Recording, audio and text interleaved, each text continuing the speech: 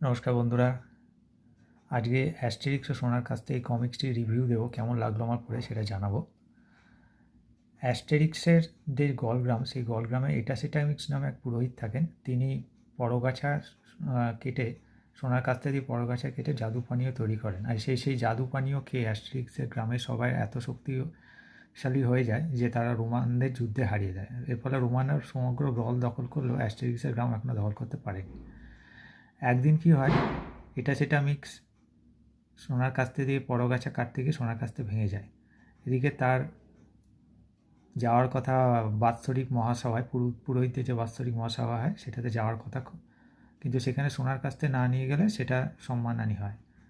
তাই অ্যাস্টেরিক্স আর ওবেলিক্সকে বলে যে সোনার কাস্তে এনে দিতে লুতেশিয়া থেকে। অ্যাস্টেরিক্স আর ওবেলিক্স সেটা আনতে রাজি হয়ে যায়, কিন্তু লুতেশিয়া অ্যাস্টেরিক্সের গ্রাম থেকে অনেক দূরে। আর পথিমধ্যে ঘন জঙ্গল পড়ে, সেখানে ডাকাতদের উপদ্রব। ডাকাতরা অ্যাস্টেরিক্সের আক্রমণ করে, কিন্তু জাদু পানীয় খেয়ে অ্যাস্টেরিক্স শক্তিশালী হয়ে যায়, ফলে ডাকাতদের তারা পরাস্ত করে। শেষ পর্যন্ত তারা লুতেশিয়ায় পৌঁছায়। সেখানে ওবেলিক্সের দূর সম্পর্কে ভাই কোমল ধাতবিক্স থাকে, সেই একমাত্র সোনার কাস্তে তৈরি করে। কিন্তু তারা সেখানে গিয়ে জানতে পারে যে কোমল ধাতবিক্সকে অপহরণ করা হয়েছে।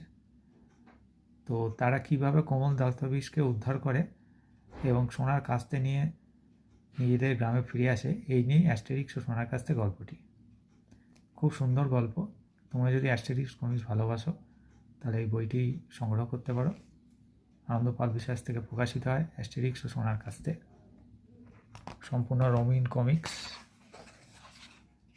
গ্লসি পেপারের।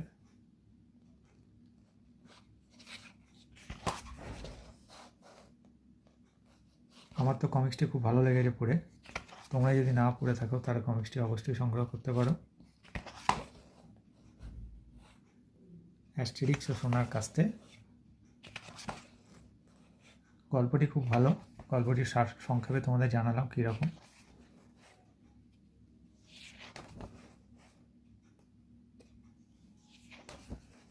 গ্রাফিক্সও খুব সুন্দর, সুন্দর গ্রাফিক্স, প্রিমিয়াম লেভেলের বই। তো এই হচ্ছে অ্যাস্টেরিক্স ও সোনার কাস্তে রিভিউ। ভিডিওটা যদি তোমাদের ভালো লাগে তাহলে কমেন্ট করো, আমার ভিডিও লাইক করো আর আমার চ্যানেল সাবস্ক্রাইব করো। ধন্যবাদ। ফিরবো আবার নতুন ভিডিও নিয়ে।